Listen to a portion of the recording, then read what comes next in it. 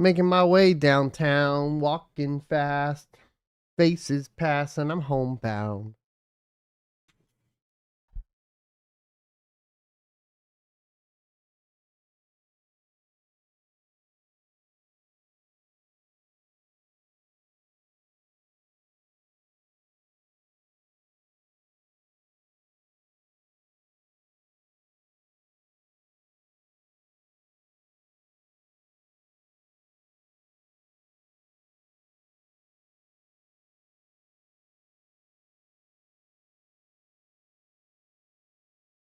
I came in like a wrecking ball.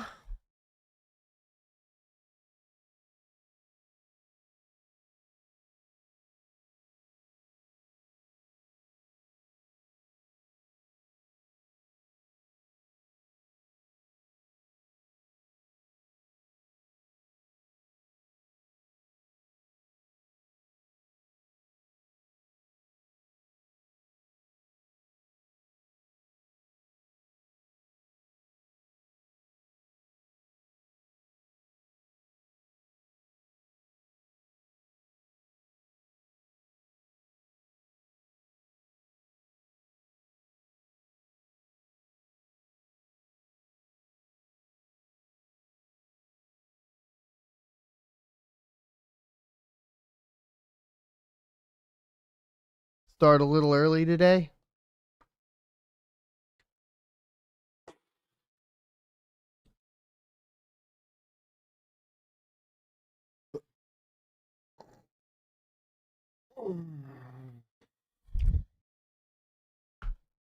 What's up, sons? It's Blind Rod with Son of a Tech once again, and today we have yet another episode of the Crypto Mining Show, your one-stop shop for all cryptocurrency news from the perspective of a cryptocurrency miner.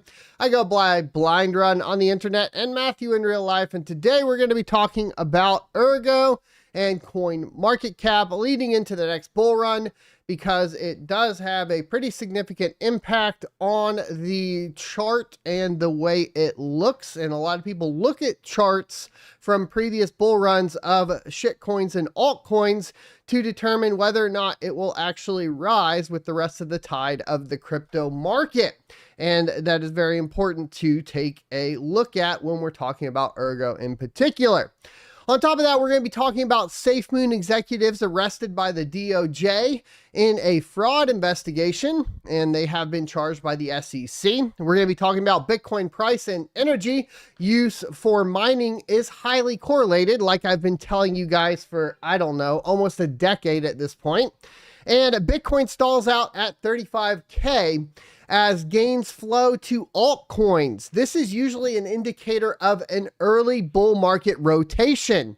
Remember, we have the rise of Bitcoin, and then it flows into the alts, and then it flows back to Bitcoin, and then flows back into the alts. This is good news. This means that I would say the market is turning bullish, but you know, you never know what's going to happen in the near future. So that's going to pretty much cover everything other than, of course, the mining profitability that we'll be taking a look at, and some new releases from various pools and various projects, if there are any, and more. So that's pretty much it. At the end of the show, we'll have time for Q&A. You can provide a super chat for that if you prefer, and that's the easiest to read. I do not require them, of course, or you can tag at Son of a Tech, which is required for me to answer a question, which will highlight the message orange and make it easier for me to pick out from the group. Without further ado, let's go ahead and hop into it right after a word from today's sponsor. Yes, ads are going away here shortly. If you notice, most of my regular videos, ads have been completely taken off. I am frankly frustrated with running ads with the people that I run ads with, and would just prefer to not have to deal with the BS, as I have a day job and it allows me to be less swayed by different products, etc. If you want to support me, you are totally welcome to at sonofatech.locals.com. And that is just like PBS, brought to you by our supporters. Let's go ahead and run the ad though. Today's sponsor is BT Miners. BT Miners has been a longtime sponsor of the channel and a proven reliable source for ASIC miners. If you're looking to purchase ASIC hardware from Bitcoin to Dogecoin miners, they are available for purchase on bt-miners.com. BT Miners is a trusted source by both ASICminervalue.com and CryptoMiner.com. Follow the affiliate link in the description and tell them SOT sent you to support the channel. Alrighty, let's hop into the first topic for the day. SafeMoon executives are arrested by the DOJ in fraud investigation. Coming from CoinDesk today, crypto company SafeMoon's CEO and chief technology officers were arrested, accused of withdrawing more than $200 million to buy luxury cars and homes from funds they told investors were, quote, locked, end quote, according to the DOJ and the regulator. That is a super safe moon, huh? The Department of Justice has the CEO and CTO of SafeMoon in custody, but is still looking for creator Kyle Nagy, I think, or Nagy, I don't know how to pronounce that last name, in its securities fraud case against the executives. The Securities and Exchange Commission is also pursuing a case that the company offered unregistered securities. The U.S. Department of Justice, DOJ for short, has arrested and charged SafeMoon's executive team with perpetuating a massive fraud on its investors in a case also targeted Wednesday by the SEC, for short of Securities and Exchange Commission. SafeMoon CEO John Carney and Chief Technology Officer Thomas Smith were arrested, and the creator remains at large, according to the DOJ. The SafeMoon executive team withdrew more than $200 million from the project, as detailed in the SEC's complaint, and they misappropriated investors' funds for personal use, authorities said. Quote, as alleged, the defendants deliberately misled investors and diverted millions of dollars to fuel their greedy scheme and enrich themselves by purchasing a custom Porsche sports car, other luxury vehicles, and real estate, end quote, said Brian Peace, U.S. Attorney for the Eastern District of New York, in a statement. Now, obviously, this is kind of going in correlation with everything that's happening with FTX right now, which we had dissolution of investor funds, essentially. At that point, investor funds not being locked, investor funds being utilized for personal gain, that sort of stuff. It's all kind of aligned with that. And that shows the immaturity of course, the crypto space in general. You see it across the board, right? And you even see it on the influencer side, happening over and over and over again. Somehow a lot of influencers too, like we've talked about in the past, are still getting away with basically murder at this point. Obviously not literal murder. Well, in some cases probably, but for the most part, getting away with things that, typical traditional finance doesn't have to deal with. And that means just be extremely careful out there. It's also why when I try to approach projects, I'm going to lean more towards being skeptical towards any project than be positive about any project, because I think that's the way you should approach everything within cryptocurrency right now, because of situations like this. You don't want to get caught up in either being invested in something like this or perpetuating this, right? If you're purchasing and then also pushing SafeMoon, and then this comes down the pipeline, especially as an influencer, that's on you. And that is kind of one of those things where you could get wrapped up into something completely accidentally.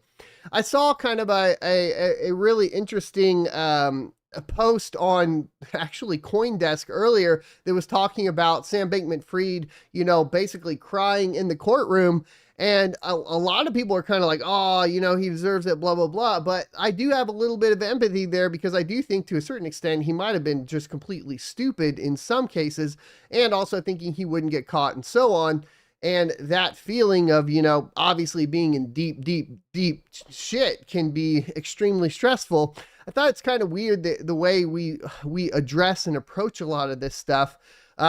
Not to say that he shouldn't be prosecuted, but to say that, like, obviously, if I was in the same situation, I would be probably bawling my eyes out in the courtroom.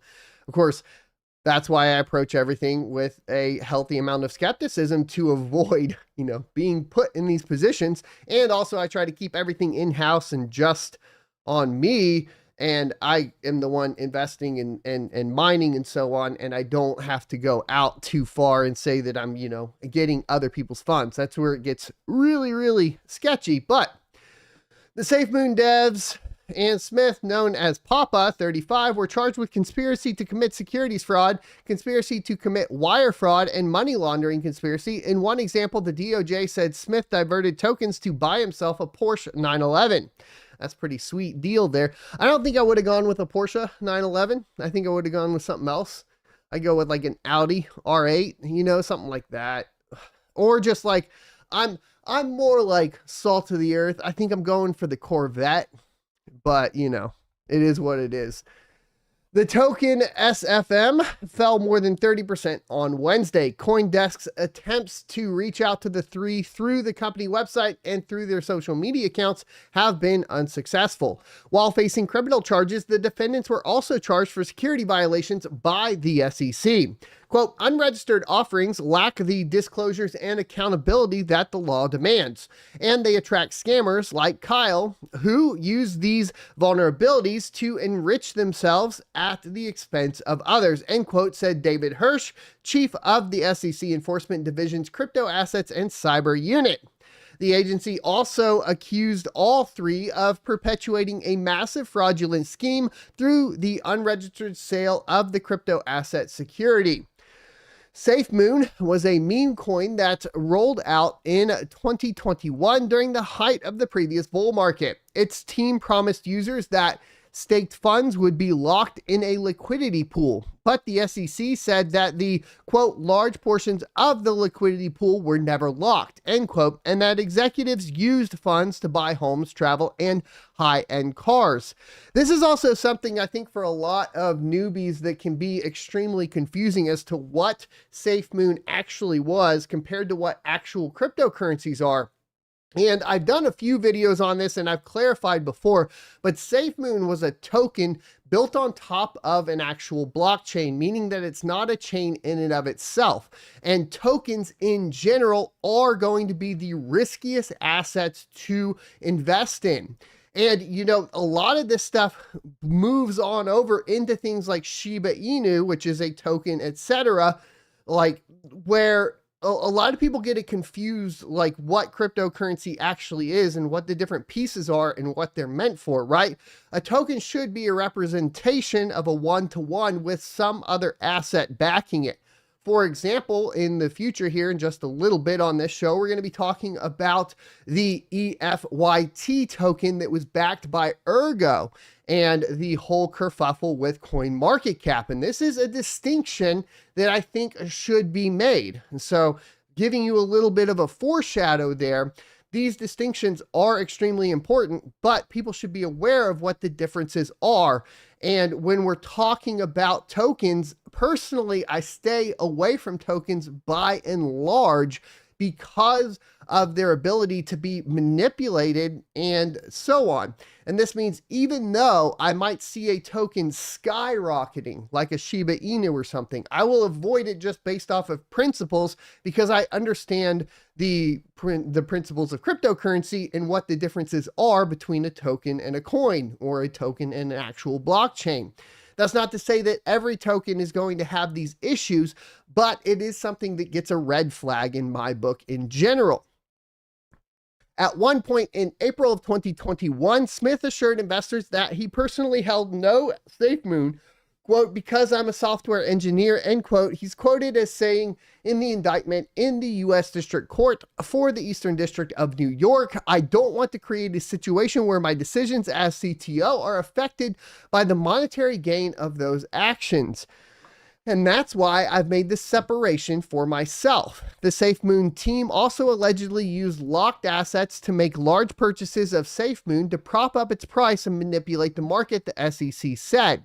Though the executives had denied they personally held SafeMoon, they repeatedly traded the token for their own benefit, generated millions in profit while masking their proceeds through private, unhosted wallets and pseudonymous exchange accounts, according to the DOJ. Now, this is something that can once again be done across any project within cryptocurrency and even at the base layer 1 type cryptocurrencies.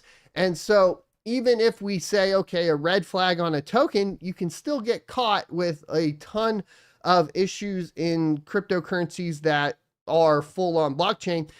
Basically, what you want to look at when you're looking at all these projects is how difficult was it to build, right? And this is something that you should take into consideration. For example, if you have a straight fork of Bitcoin that just changed the names and is a pretty lazy GitHub clone of Bitcoin, it's probably not going to be a good idea.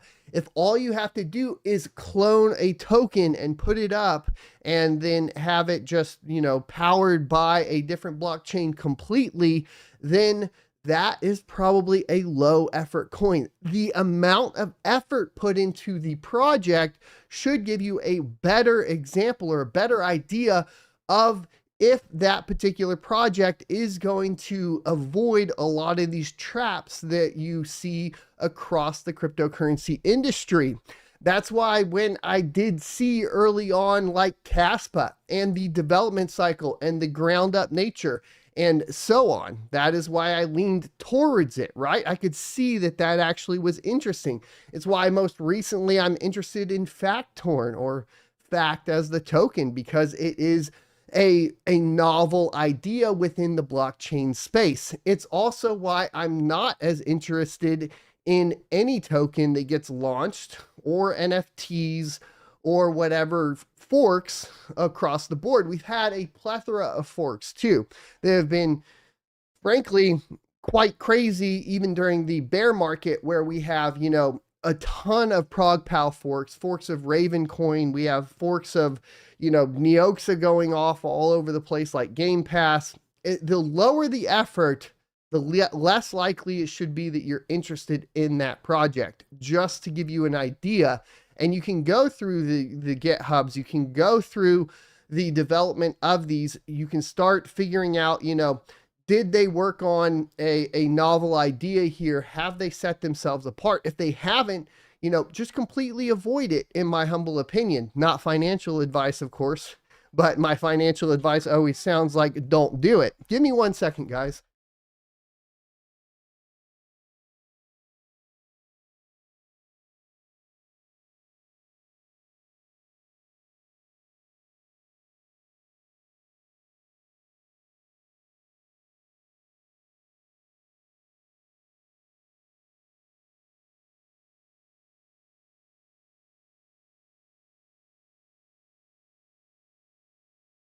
I had to kiss Bubba's toe because he got a little boo-boo, but we're okay. We're good to go. All right.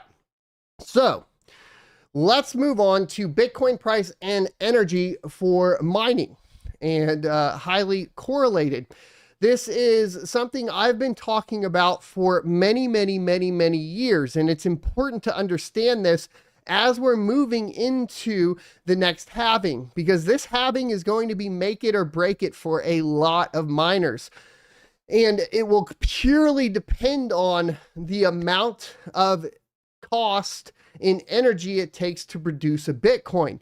Every 4 years, Bitcoin gets cut in half as far as their emissions for the block reward. We're going from around 6 to around 3 Bitcoin here in this upcoming halving in April. And typically what we start to see is a slow rise, a slow uptick in the actual price of Bitcoin to compensate for this, as miners need to sell the Bitcoin for a higher price now because they're making less Bitcoin. The cost of energy is directly correlated to the price of a Bitcoin in the past. Will that continue? We'll have to see. A lot of retail investors are completely unaware of this still, and that's why you end up having this crazy euphoria every 4 years that basically retail investors are like, oh, Bitcoin's going up. They all dump in and FOMO in, and it shoots the price to the moon. And this happens pretty much on a schedule. I talk about it in my crypto mining e-course. For more details at sonofatech.com. If you want to support me that way, that's one way you can do it too. Now, you know, basically there's a UN report. The world's starting to catch on. Retail's going to catch on this time, and it's going to get really interesting. UN scientists evaluated the activities of 76 Bitcoin mining nations during the 2020 to 2021 period and found that the global Bitcoin mining network consumed 173.42 terawatt hours, of electricity. So, a recent study conducted by the United Nations suggests a direct correlation between the price of Bitcoin and the energy needed for mining operations. UN scientists evaluated the activities of 76 Bitcoin mining nations during the 2020 to 2021 period and found that the global Bitcoin mining network consumed 173.42 terawatt hours of electricity. During this time frame, the crypto ecosystem was undergoing a bull run, and Bitcoin rallied to market's all-time high of $69,000 US. The UN report highlighted that, quote, a 400% increase in Bitcoin's price from 2021 to 2022 triggered a 140% increase in the energy consumption of the worldwide Bitcoin mining network. At the time, fossil energy sources accounted for 67% of the electricity generated for Bitcoin mining. However, crypto entrepreneurs have taken proactive measures to increase their dependence on green energy. And just to give you guys an idea, 67% of electricity, being generated by traditional fossil energy sources is quite low compared to other industries, just to give you an idea. Hydropower satisfied over 16% of the total electricity demand of the global Bitcoin mining network. Nuclear, solar, and wind energy sources provided 9%, 2%, and 5%, respectively. However, members of the crypto community called out the UN report for referencing the Mora et al., I think I said that right, 2018 paper, which had overestimated the carbon emission levels of Bitcoin mining rigs by including unprofitable mining rigs in their analysis. And so Nick Carter criticized the UN report for citing completely fake academia in their papers. According to the UN report, the top 10 Bitcoin mining nations at the time were China, United States, Kazakhstan, I'll say it right, Russia, Malaysia, Canada, Germany, Iran, Ireland, and Singapore were responsible for 92 to 94% of the global carbon, water, and land footprint of Bitcoin. The global push for greener alternatives to fulfill the grid demand will also help reduce the carbon footprint of Bitcoin and the crypto ecosystem. Recently, Genesis Digital Assets Limited, a mining and data center company with over 400 megawatts of power generation worldwide, opened a new data center in Sweden running 1,900 Bitcoin mining machines driven by the country's burgeoning renewable energy surplus.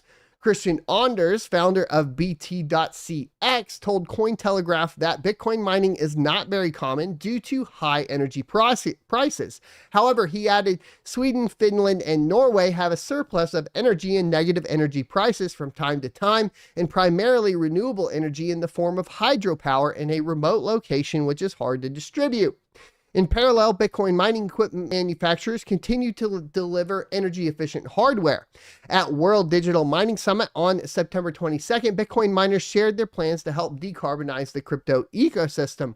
They're talking about the new highly efficient Antminer S21s at 17 and 16 joules per terahash, depending on if it's hydro or air. Bitmain rolled out its efficiency-focused Antminer S21, they go on to say. So what we are seeing is basically a whole wrap-up here of the mining industry for Bitcoin and the correlation of the cost of energy to the price of Bitcoin. And once again, like I stated, coming up here soon, we're going to have the halving hit, and we will go from 6 Bitcoins to 3 Bitcoins, and the price of Bitcoin will have to adjust in tandem. So we'll see basically the rise of Bitcoin running up to it. When we look at the calculations, I guess mine are getting a little outdated. I do need to go redo it because what we've had is a drop in energy costs here recently, actually, as opposed to an increase. We're starting to see even Texas energy prices get back down. I've heard of farms going up in like Houston, for example, where we're hitting 4 cents per kilowatt hour. Just an example of something recent. Whereas what we were hearing in Houston for quite some time was 6 to 7 cents per kilowatt hour. So the price is coming down on power, but we are also having the halving happen. So it will start to balance out. When I had looked at this previously, what we were looking at was somewhere around $46,000 to $48,000 per Bitcoin to be minted post halving. So my expectation is running up into the halving, we would see Bitcoin start to hit that 45 to 50,000 market price to compensate for the actual reduction in rewards of Bitcoin. And then, of course, the rest of the market will follow, like we're starting to see, and we'll talk about that here in a second. But we'll start to see the rest of that follow, and then what you would expect is retail to get bullish behind that, and then send those prices up within the next 6 to 9 months into a euphoria post-halving. So this is kind of what we're looking at and what I'm looking at when we're moving into it. There is, of course, the debate between purchasing older miners or purchasing newer miners that are more efficient, and that's going to be up to you and your mining strategies. Right now, ASIC miners are extremely cheap. They've gone down to 1/10 of what they were in the past. However, over the past 2 weeks, we've seen the price go back up. For example, we've seen a price increase on the vanilla S19s by about $100, which I think was about a 20% increase in the cost of the miners over the past couple weeks. So prices of miners are starting to go back up. We are moving into the next cycle, and it does appear that we are moving into the next cycle a little bit faster than we have in the past. This could be thanks to, the ETFs getting approved or possibly getting approved here in the near future. It could be a realization of retail that the halving does impact price and that we have a halving here coming up pretty shortly. There's lots of different indicators of why we are starting to see the price go back up as opposed to continue to move sideways in that $20,000 to $24,000 range.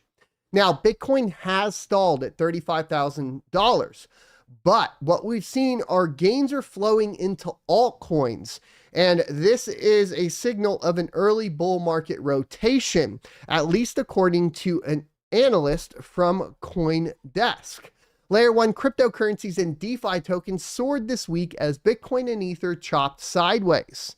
Bitcoin tried and failed at holding above $35,000 this week, with one analyst arguing traders likely took their Bitcoin profits and rotated into altcoins, pushing those prices higher. Bitcoin price spent most of the week stuck between 34 and 35,000 US dollars, with every attempt to break to their upside so far, even hitting a fresh yearly high, almost touching $36,000 early Thursday, meeting with heavy selling pressure pushing down the price. Bitcoin was changing hands at around 34,400 after weak US jobs reports, slightly up just 2% for the week, with Ether up a similar amount. Meanwhile, large cap tokens of layer 1 networks such as Avalanche, Cardano, and Polkadot jumped 10 to 15% over the same time frame, and Solana hit a 14-month high Wednesday and Friday afternoon, remained higher by 25% over the previous 7 days. And if you guys want to look at the mining side of things, it's been simply insane, right? If we go to our watch list for mineable coins here, you'll see even Ethereum Classic has had a nice 10% pump in the past 7 days.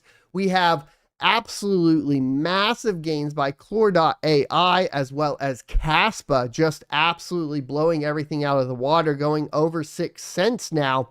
And we are seeing even ETH proof of work Ironfish going up, Nexa going up, Ethereum Classic going up, like we mentioned, even some old ones like Ravencoin coming back up, you know, Meowcoin, even Flux, which has been mostly moving sideways for forever, if not going down here recently. You can see the chart. So pretty much all the alts across the board are looking extremely strong right now. And that is an indicator to me that we are breaking out of this bear market cycle.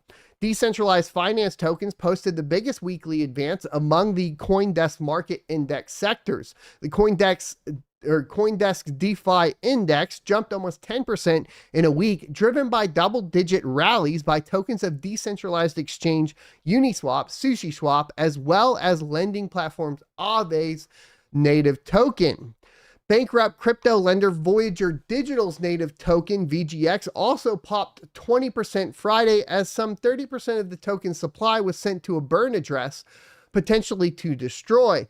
The CoinDesk Market Index, CMI for short, a basket of more than 100 cryptocurrencies weighted by market cap, outperformed the two blue chip cryptocurrencies with its 3.2% gain, underscoring the leadership of alternative cryptocurrencies, or shitcoins for short. Lucas Automuro, research head of Into the Block, said that the outperformance of smaller, riskier tokens is a sign of capital rotation from Bitcoin and Ether after their sizable rallies, a typical behavior from investors during crypto bull markets. Quote, historically, crypto cycles have followed the trend where Bitcoin leads the first surge, then ETH, with capital progressively being allocated to lower cap and riskier bets, end quote. Automuro said, quote, this week's trend suggests this rotation is beginning to take place as Bitcoin and ETH trend sideways, while DeFi and alternative layer 1 tokens record a strong rebound. So if we're going back into the cycle, what you can expect is that you will see people start to take profits out of their altcoins, move them back into Bitcoin, driving the price of Bitcoin back up, then taking the actual profits from their Bitcoin and their Ether and moving that back into the altcoins. And this is the micro cycles within the grander 4-year cycle of Bitcoin that starts to take place. This signals essentially like they're saying here, a next bull run or bull market. And that is, well, extremely bullish according to a lot of people, and is obviously going to be amazing for everyone that's been investing and building during the bear market, which I hope you have been. Now, let's go ahead and get into the kerfuffle surrounding Ergo. I got into this just a tad late, so I had to go back and basically take a look at what had been taking place between Ergo and CoinMarketCap. Essentially, this is the first post that I saw. You have now made a statement on projects who want accurate data on CoinMarketCap. Don't question us or we will make it worse. Your updated note on our chart is a clear sign you prefer don't you dare correct us rather than have data that is represented with accuracy. Your lack of understanding the total supply in relation to a one-to-one migration is downright worrisome. Please reflect our data properly to clear up twisting of our words for their benefit and their unprofessionalism. Here's the full support chain. And so I was like, wait, what's going on here? There is a note that CoinMarketCap has added to the Ergo price on their site. And you can see the note here. It says the Ergo team wants to erase years of data to improve its chart optics. However, we shall retain the pre-swap price history as is customary for one-to-one swaps like EFYT to ERG to allow users to make informed decisions. The public can infer what the Ergo team's motivations are with this verbatim quote, as while it was a one-to-one swappable, the supply was completely different and is misleading to compare it on a price scale. This is another massive disadvantage, as I see tweets regularly saying they are not interested in Ergo because it failed to break all-time highs in the bull run. So what are we seeing? Well, we're seeing essentially this, which is the token price that went all the way up to $19.59. And then obviously for the bear market, previously had gone down on the previous bear market, starts to go up in 2021, and you can see that the all-time high did not break the all-time high of the token during the previous bull run, and it only hit $18.29. Why does this matter? Well, there was less supply of the actual token during this time, meaning that the price would naturally be higher. And the argument is that since it was a contract, basically an airdrop type thing, and that was separate from the actual ERG token when it translated into it later, that this entire portion of the chart should be removed, to my understanding, and that basically you would have this, and that would look better for investors if you essentially removed that. And this is what your chart looked like, right? Because now it goes, okay, well, we will see the price of Ergo go up with the price of Bitcoin, just like every other altcoin. Whereas if you see this, you might question the actual increase in price that the bull run causes on Ergo. Say it's not having the pumps that the rest of the altcoin market gets when Bitcoin goes up and the halving cycle happens. And you say, okay, well, I can definitely, have a higher chance on a different coin than on Ergo, so I'm not going to invest in Ergo. This is the idea behind it all. Essentially, just to give you an idea of why it looks negative from one perspective and why it looks positive from another perspective. And this can be left up to interpretation. The problem is that CoinMarketCap hasn't been consistent with this practice across the other currencies in the past, meaning that the way they are basically treating Ergo here as basically putting in the token into the price history of Ergo is not something that they've done with other coins in the past that have switched contracts, and then they completely wipe out that chart and go on. So it's not consistent in the actual history that CoinMarketCap has done. That is pretty much, I think, my biggest beef with CoinMarketCap here. As far as how this chart looks, obviously, if I looked at this chart, I would be concerned. I'd be like, well, I'm going to probably put it into a different token, right? If we look at something, I think Ravencoin's been around that long, right? If we look at like all of Ravencoin, I think they released a little late. Yeah, they did. They released in the right on the bear market, right?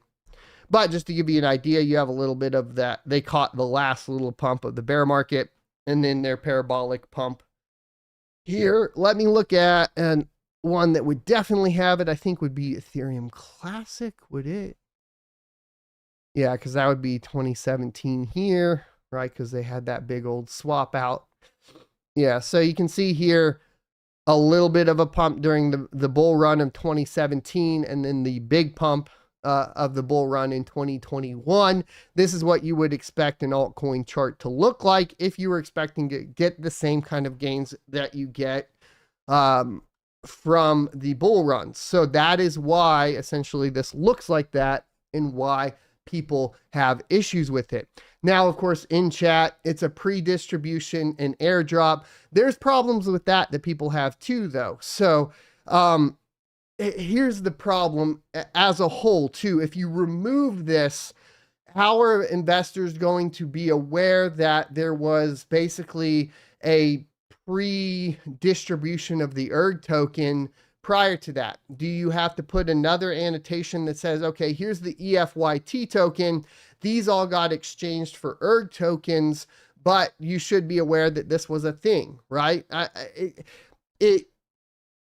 It's kind of, from my perspective, if I look at this, I'm like, well, people should know about this history or this past of Ergo.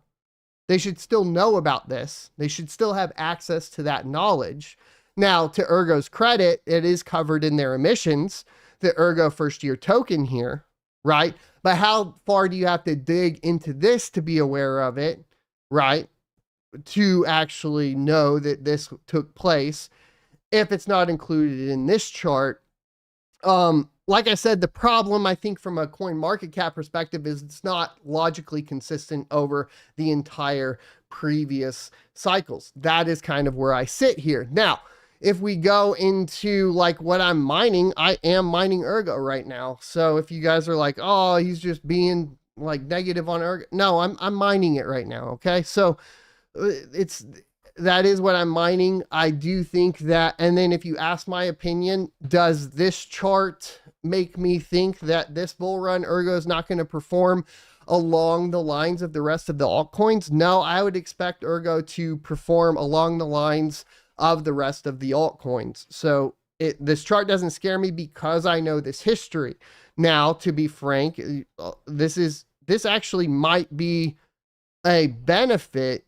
This note actually might be a benefit to Ergo as opposed to a negative, because this explains what this is, right? And so I think I think that you should just be aware of what that is in the history, which is why I'm covering it. Okay. That's pretty much it. And then if you want to go cover all of their emission schedules, everything for Ergo, go check out the links in the description where all of that is concerned, right? So you can go through that and check it out. Now, let's go ahead and talk about new features from Viper.net. Viper.net is a new mining pool that has been developing during the bear market. I would say the most active development I've seen, which is very impressive, and has, basically continued to work, while on a lot of the other side of things, especially as it pertains to mining, everything's come down. And by that, I mean like the amount of development for everything across the board has come down or come to a complete stop. A lot of the large pools for Ethereum have completely shut down or just migrated to some other service, and with Flex Pool being one of the most recent ones. And a lot of the actual mining software has also stopped being developed, including like LOL Miner, etc. And I think even the ones that are developing, the development cycles are very, very, very slow, where we're only getting new miner updates every couple weeks. And right now it seems to be all based around Dynex. So that might be something you want to take into consideration too.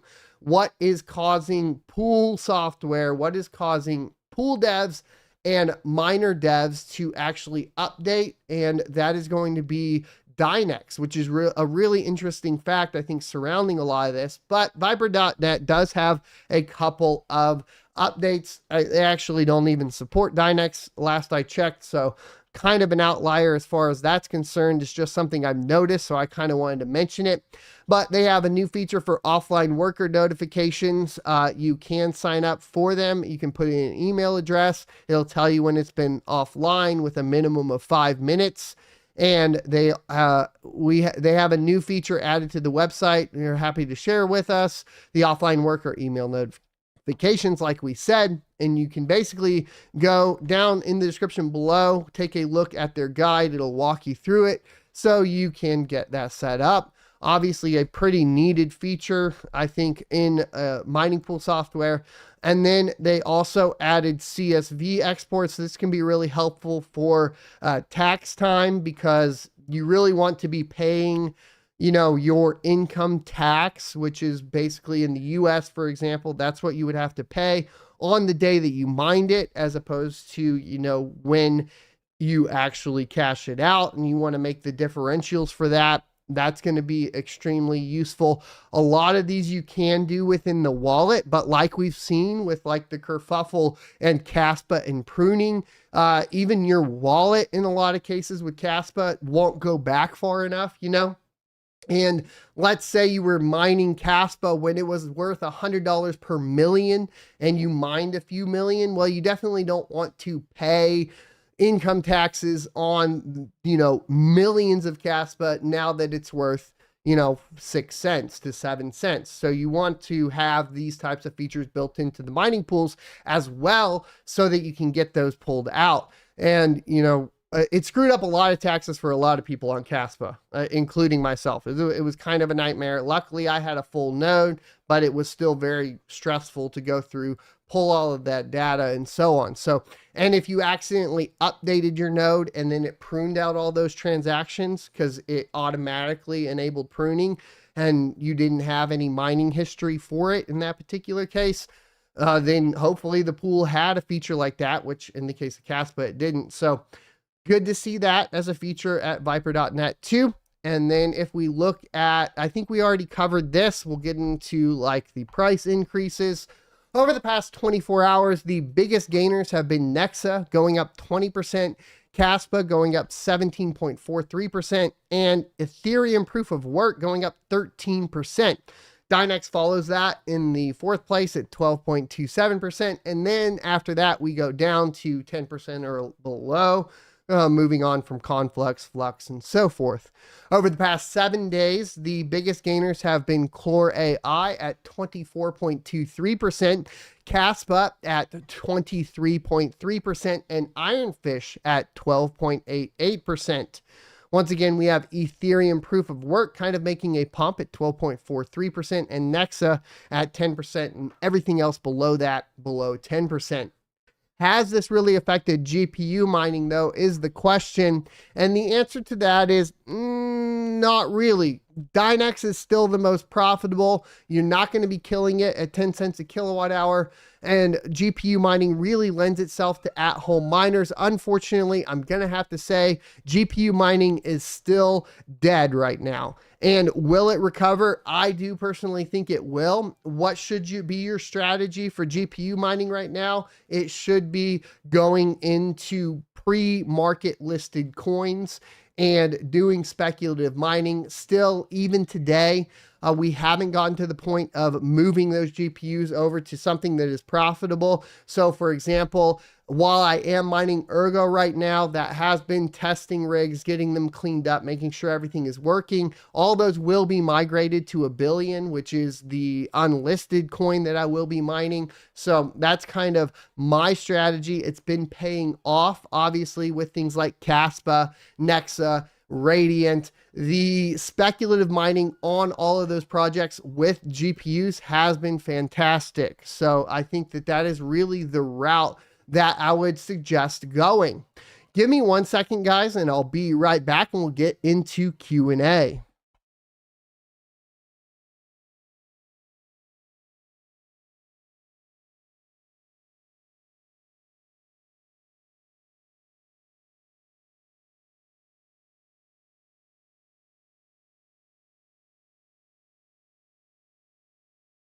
Alrighty, so let's go ahead and get into Q&A. Remember, super chats are never required, always appreciated. First to get answered because they are the easiest to read. Tagging at Son of a Tech will highlight the message orange, and I'll be able to read it that much easier. So let's go ahead and get into it. So I'm going to scroll up a little bit. I don't have full chat history because it does clear it. I want to welcome Hawk Crypto Mining into the chat. Make sure you guys go check out his YouTube channel as well as his hosting service, Terra Hosting, and definitely give him a follow. Dorimo says, at Son of a Tech, I've been watching you since before the bull market. I'm glad you kept on posting videos. Thank you a lot. Yes, sir. I'll continue. Let you guys get sorted.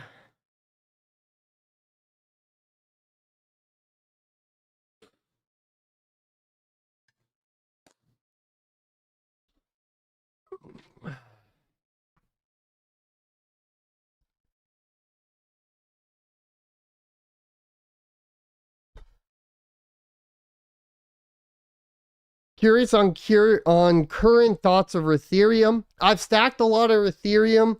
I think that as far as Ethereum is concerned, I would say that it was great to see Blake 3 implemented into ETH hash. I think kind of funny enough, I think that Ethereum had to happen for the new ASIC resistant algorithm to be perfected for Ironfish. meaning that the biggest beneficiary of Ethereum is going to be Ironfish in a weird turn of events there. And that's kind of what I see happening. I haven't looked at the market for Ethereum. Let me pull that up. That's a good point. It's been one of those that I mined the amount I want and then I've been sitting on it. It doesn't look like Ethereum is experiencing any of the altcoin pump here recently. If I go to the desktop, it looks like it isn't really following it. It looks like it's been pretty much suppressed. I guess it did get a little pump here and then a lot of people sold off. Looks to be, you know, a pretty bearish chart, I would say, in general. Like this should have maintained here to keep up with the rest of the alts. I'm not a trader though, but I think, like I said, the biggest benefit of Ethereum is going to be given to Ironfish, I think. Emil says, ask Summit Tech, do you foresee any ease of use changes coming up during this bull run to make it easier for non-crypto geeks to get in and have an understanding or usage options in stores? I think cryptocurrency has in general gotten a lot easier to adopt. You know, both Coinbase, yeah, both Coinbase and crypto.com have made it extremely easy to, you know, purchase and utilize with the card options. The question would be, you know, direct purchases with Bitcoin. I think they're pretty easy personally. A lot of the mobile apps make it extremely simple. I think it's really easy for people to scan QR codes, even though I wouldn't suggest ever doing that because it's the quickest way you can lose your crypto. But I think people are in general very accustomed to digital payments. I don't think that there's an issue with it as far as that's concerned. The real question will be, is it more of a forced or is it more of a necessity, right? And it does look like it's becoming more of a necessity due to the suppression of the US dollar because of overprinting, etc. And so I think you will see people start putting their earnings into something more stable if it's convenient to do so. You know, there are options like getting direct deposit into your Coinbase account, stuff like that. People might start doing that if inflation continues to go down the path that it has, you know, here recently. Ergo Minnow says, "Ask Simon Tech, have you followed the Rosenbridge development closely? If so, what do you think about it?" I haven't followed it closely. Obviously, I've been bullish about that, about Rosenbridge, which to my understanding is getting closer and closer, primarily due to its the bridging between Cardano and Ergo, which is going to be extremely beneficial for Ergo. And then as far as having a competitor to Ethereum, you know, Ergo does look strong as far as a proof of work alternative to Ethereum. There is still Ethereum Classic. It's going to come down to, I think, your front end developers for all of these features, meaning that it's going to come down to to who adopts it and how well they implement it and how easy it is to use.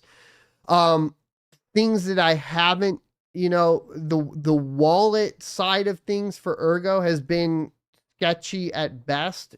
I almost wish, I think, for a seamless integration and for people to easily adopt it, I think having Ergo wallets be able to be implemented into something like MetaMask would be beneficial.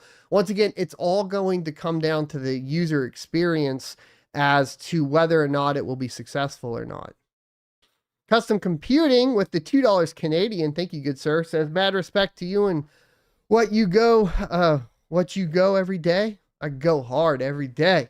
in the paint. Retro Mike Tech says, at Son of a Tech, have you been keeping up with Coin? They launched their ETH bridge for two-way swaps. I did hear about that, but I have not really kept up too much. I don't like cell phone mining. So when that became the primary method to which the mining was taking place, I think cell phone mining is the biggest waste, e-waste,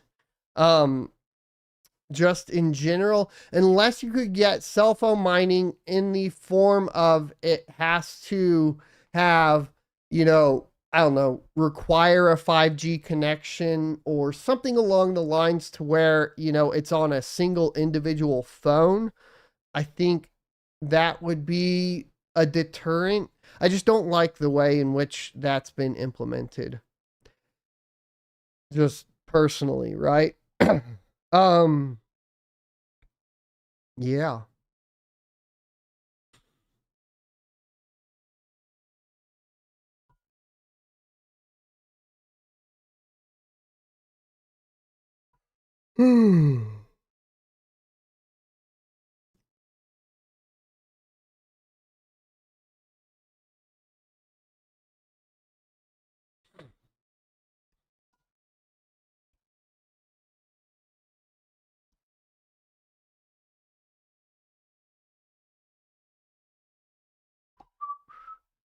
So Tommy Coin, when you say cell phone mining only uses 3 watts, the problem isn't the amount of wattage you're using, it's that you're using cell phones which have batteries in them which cause e-waste and is extremely impactful.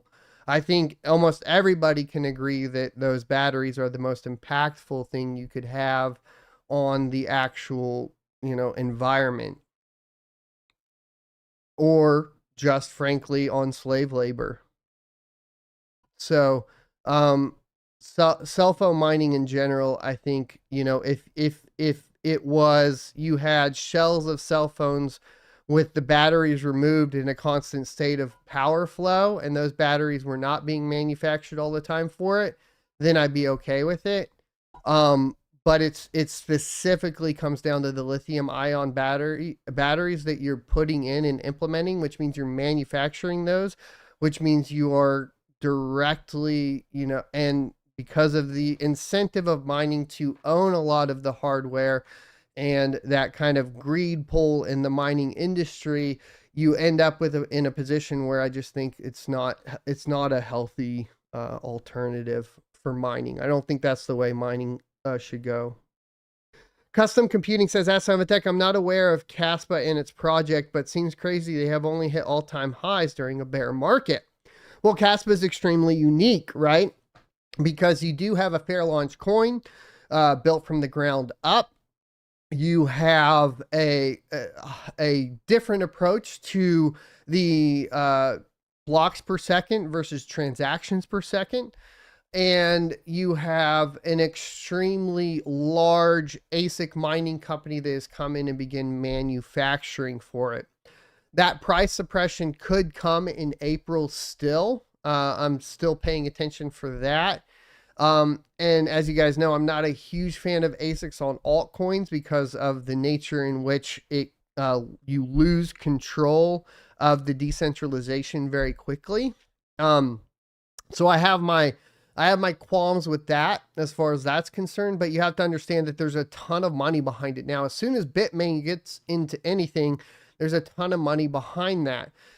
The question will be, does it continue to be bullish all the way into the bull run and just skyrocket, or do the large wallets begin to get greedy or scared, right? So if you have to repeat like a Kadena situation, you had a bunch of money pump into it. You hit the $4 billion market cap, which is where I would expect kaspa to go after the manufacturing. And then you had a huge suppression in it.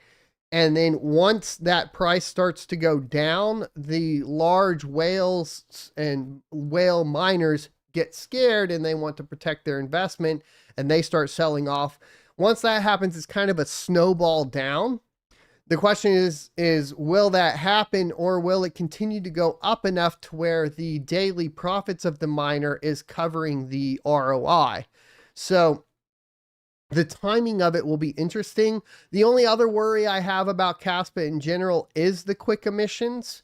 Once the emissions run out on kaspa and the miners are no longer making any money, how will the miners react to that? Bitcoin has a long ways to go, right? Like another 100 years before Bitcoin loses its block reward. Kaspa is a lot more quick as far as that's concerned. So if it gets to the point to where basically what Bitcoin has to do when we break out of the 4-year cycle for Bitcoin, it will be when the fees per block reach the block reward. And then we break out of the 4-year cycle. The question is will there be enough use on kaspa, daily use, for the fees to come up and compensate for the lack of the block reward fast enough? And that is another question that I have surrounding kaspa that I'm not too sure about, right? So apparently I did not know this. Ergo wallets do have MetaMask integration now, says Ergo Minnow. I'll have to go check that out. I had heard that it was coming. I was not aware that it was perfectly or in place right now. That's great news. Once again, then you have your MetaMask integration into a front or a third party storefront, right, or whatever or exchange or a decentralized exchange.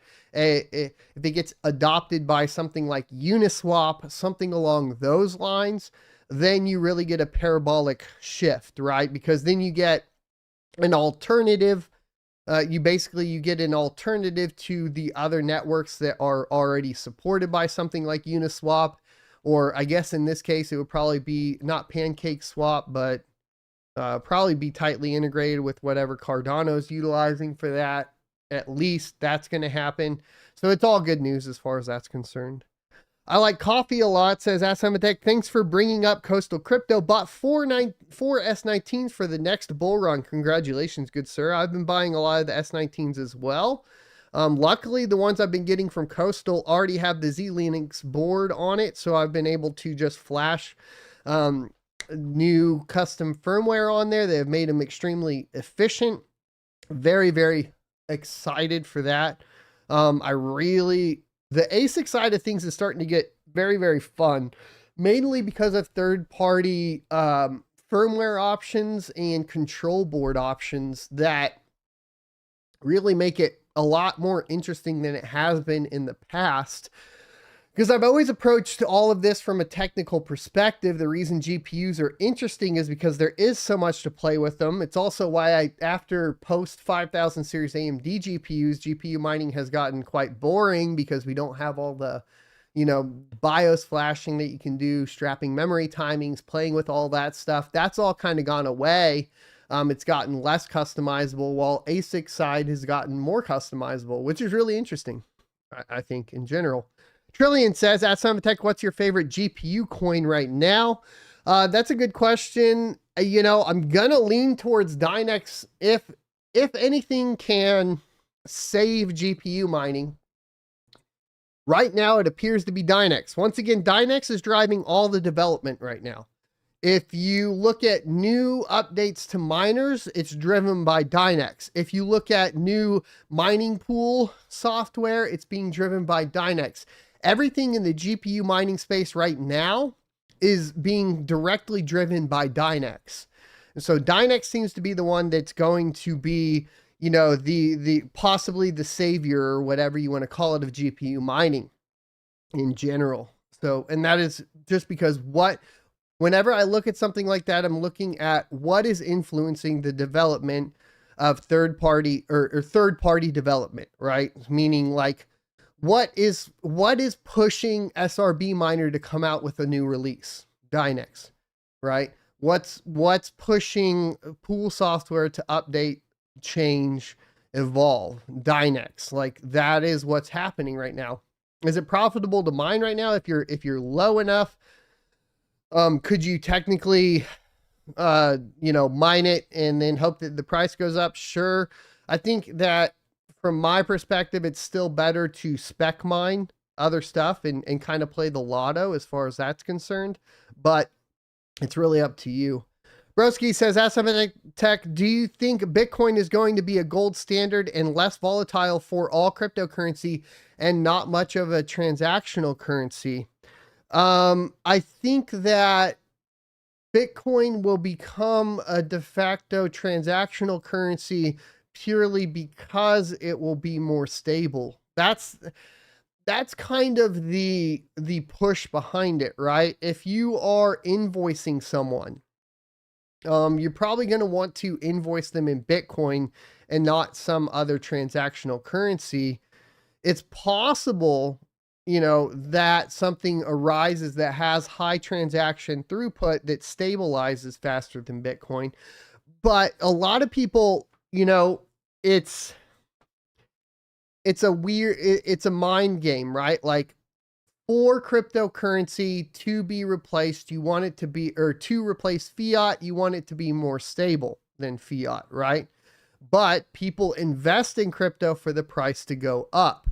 There would need to be a crypto that basically has price stability that people use for transactions on a daily basis that everyone utilizes, but then people won't be as interested in it because the price isn't going up, right? So it's an interesting problem to discuss. I think that Bitcoin will be the transactional currency because it will be more stable. And once again, when do I think that'll happen? That'll happen once the fees per block hit the base Coinbase block reward, right? Once those are even, then we break out of the 4-year cycle. We go into a macro cycle. Bitcoin's more stable. And then everybody's chasing the same kind of pumps and cycles on a different coin.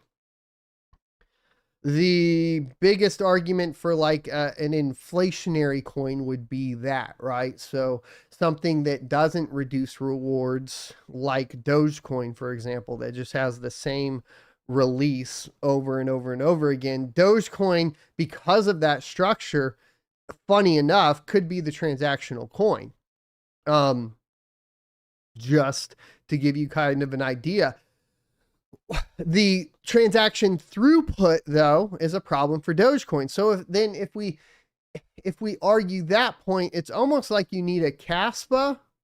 If you want like the perfect cryptocurrency for transactional, you want something that's proof of work and secure, more decentralized, right? So you probably need to solve the few ASIC manufacturer problem too, right? So you probably want it to be to a certain extent GPU mineable, not ASIC mineable, right? So that you have a good distribution.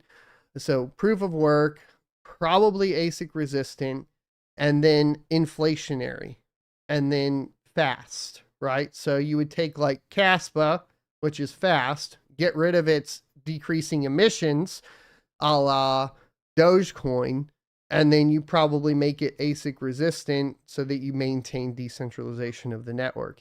If you put all of those together, then you maybe have a transactional coin that makes sense. As of right now, I don't think that there's any one cryptocurrency that makes total sense as a transactional. But once again, I think de facto, just because of the name, because it came first, etc., it'll end up being Bitcoin. But I also think that that could be quite a ways out too. Crypto Crack says, Ask Tech, what do you think about the partnership between Etica and Dynex? I've heard about it. Obviously, partnerships are good to a certain extent. I haven't deep dived it enough. I think Trillion Capital will be someone to ask about that right now. Also, I missed a super chat, $4.99 super chat from Cbro Gold. Thank you for that, sir. It says, thoughts on ETC MC Ethereum Classic nodes.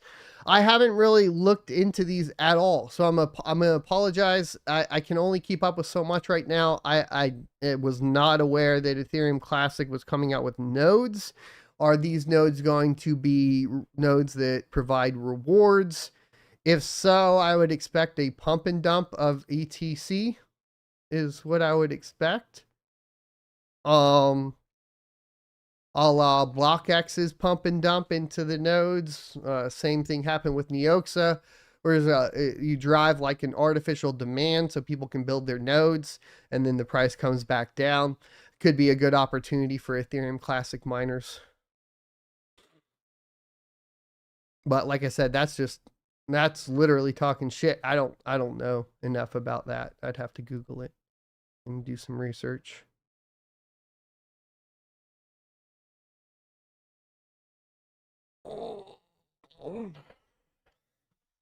Neon says, at Summitech, the problem with GPU mining is you chase profits. And if that transactional coin is not the most profitable coin to mine, you just don't mine it.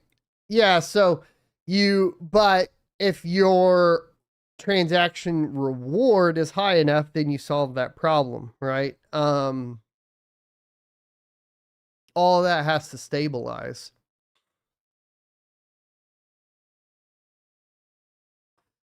But maybe it's not as big of a deal. It depends on how many people are utilizing it, right? It's always going to come down to what coin is being utilized enough to generate enough transaction fees that it's worth mining without a Coinbase or a block reward, or with a consistent block reward, one or the other. That'll always be the problem.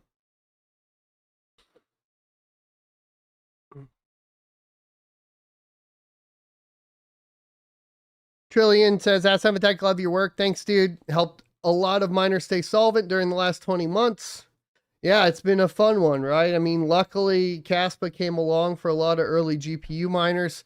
And we had quite a few different early cryptos to mine that have had pretty decent pumps. And people have been able to stay afloat, head above water. Just a little bit. That's all miners right now. Steve Alexander says the ETC nodes are paid out with a token right now called ETCMC. I see the token more likely being dumped. I would expect that token to get dumped to hell as well, sir. Tag Knife says, Ask Tech, do you think Ethereum should consider a rebrand to distinguish itself from Ethereum? I think Ethereum needs to go back in and work on their algorithm more than anything. The mining algorithm. I think ETH B3 needs to be refined more.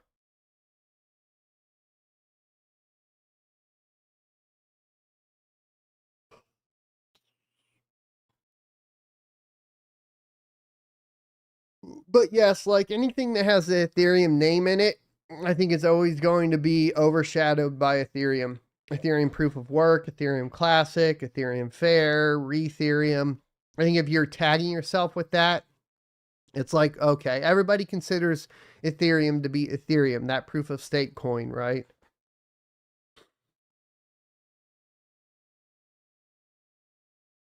Please tag at Son of a Tech so I can read the questions easier. Trying to go through and pick out ones that you guys are pushing out here.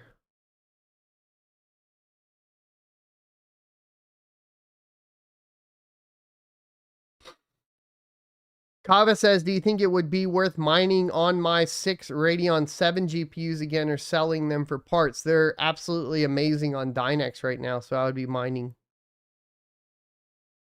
Green Granda says, have you talked about kaspa multiple times today? Yeah. Devil King says, a billion Linux guide, please. Can't seem to get it to work without your help. I can dive in. I haven't had time with the day job, etc. So hopefully that'll come this week. I don't have on call this week. So,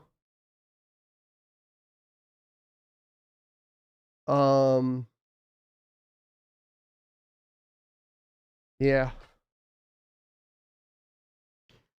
Homebrew Crypto says, Ask Deck, do you still like Alf? Here's the problem with Alf. I can only tell you problems, right? So, and that I highlight problems not because I'm down on the coin, but because you should be aware of the problems. And I'll show you the problem on ALF, right? We have 83% of the known hash rate on hero miners. There does appear to be also as well an issue with a locked down FPGA miner for Alephium that is not out in the public, meaning that you're highly centralized, right? That would be, and then you have hero miners taking 61.2% of the blocks as well. So right now, Alephium is looking highly centralized, definitely susceptible to a 51% attack, and also, you know, needs to get rid of Blake 3, I think, or make it either you go one or two, you go one of two routes, right? You get adopted by an ASIC manufacturer and you go full on ASICs at this point, or you start to try to mitigate the FPGA problem. The fact is that there's massive FPGA farms that have way too much influence, and every time I've seen huge FPGA farms get into stuff, they end up having huge issues with their supply centralization. So I think that's the big problem there.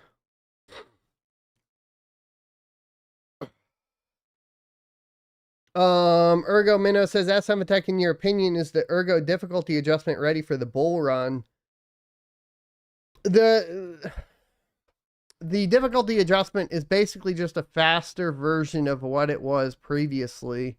Once again, I can only show you what the data shows me, right? Which is what Ergo is going to deal with is profit switching, which is, and this is because of the way the difficulty adjusts. You see like huge, basically these huge spikes that are happening.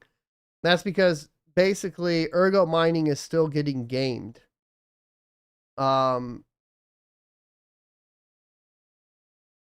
If you looked at if you look at kaspa, for example, right? Now, this is their argument for going ASICs, is you have a very steady hash rate. You see how it's like very, very clean. GPU mining is always going to have a little bit of an issue. It still like, even ProgPow has this problem, but for different reasons, right? Way up and down. I'm trying to think of a good example of a GPU mineable coin that's been consistent. Yeah, Dynex, a lot of people jumped off. I don't know why. When was that? November 1st? Dynex was looking pretty steady for a while. It looks like it's dealing with some profitability switching. They have some other issues. Who else? Not Ironfish, because they're got the FPGAs on them. Conflux is a little bit more consistent. Yeah, so I think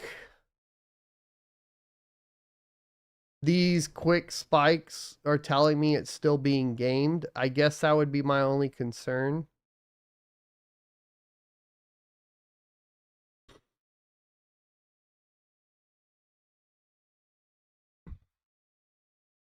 I don't know.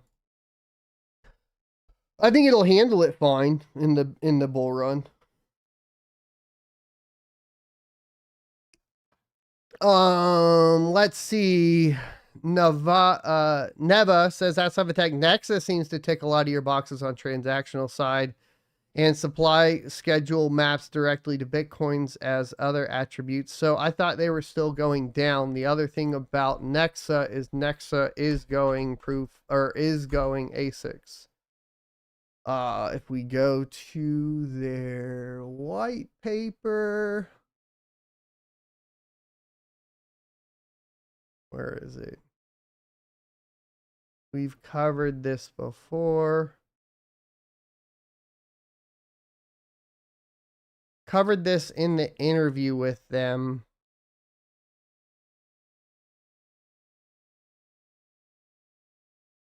Where is it? The problem is they're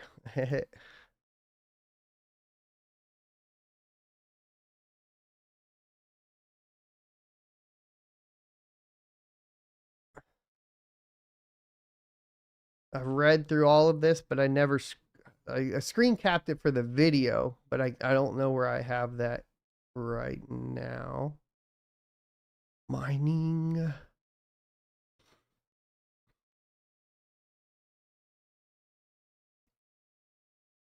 Might have been in there.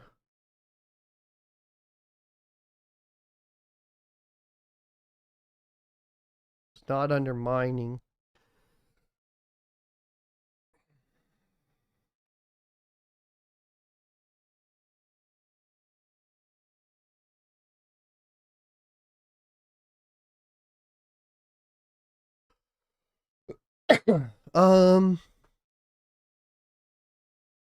They will be moving off of Nexus proof of work onto a different algorithm that supports ASICs, and I forget what that algorithm's called. I'll have to look into it again. You can go watch my old interview with them on that. Kava says, Tech, have you heard of the KAS network? I have, but I have not looked at providing anything. And I am familiar with Render as well. Scale says, Tech, any new coins that look promising? I missed out huge on kaspa. A billion. Dorima says, Tech, my price predictions of certain coins are sometimes 500x. Has that happened in a previous bull run? Yeah, we've seen 500x coins in bull runs. I mean, even kaspa during a bear market, what, like 17,000% or some shit from the time it launched to now? Wasn't it something stupid?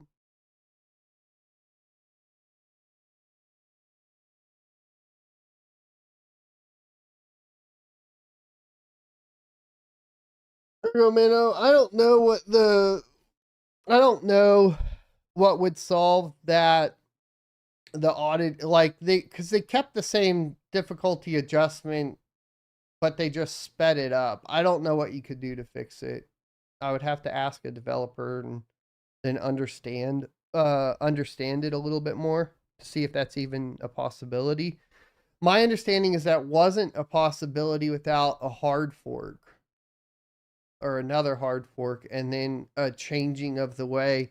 There's something with, I don't remember if it was storage fees or what else caused that, or the way they do it.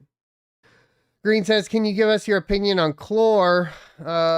Seems to be a new project and trying to research about it. Chlor is interesting. I was supposed to do an interview. I got sick and then I dropped the ball on rescheduling it. I need to get back on that because I definitely need to understand what sets them apart. Obviously, they're ProgPow, so they didn't develop a novel proof of work algorithm for it. So that would be the only kind of red flag, I think, even though I'm fine with ProgPow as far as like a mining algorithm. It does mean that they didn't put any additional thought into that necessarily.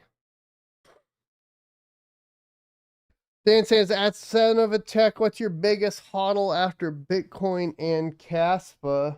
They're all pretty even, I think, at this point, between, I guess Dynex would be the third largest. Well, it depends too on like what you mean by that, right? Are we talking sats? Are we talking in USD? Or are we talking in amount of coins for that particular crypto, right? Or projections. So, I mean, it could be, depending on how you do that, but if we're just going by USD, then it would probably be maybe Dynex right now.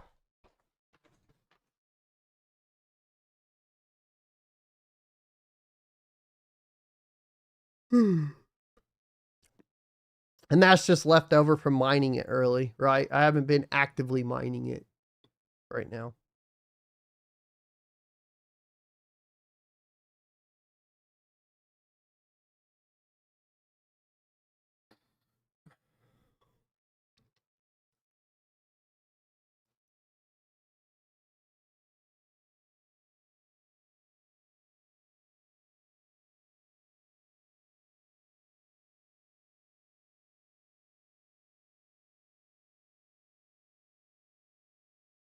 Alrighty, I'm going to wrap it up today. Thanks everybody for watching. Be sure to hit the like, comment, subscribe, and notification bells down below. Share the stream out.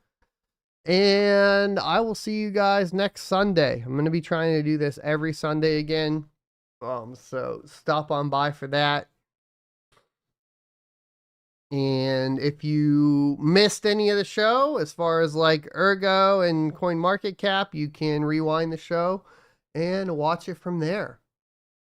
I'll see you guys next Tuesday. Thanks so much for the support. Check me out over at sonofatech.locals.com.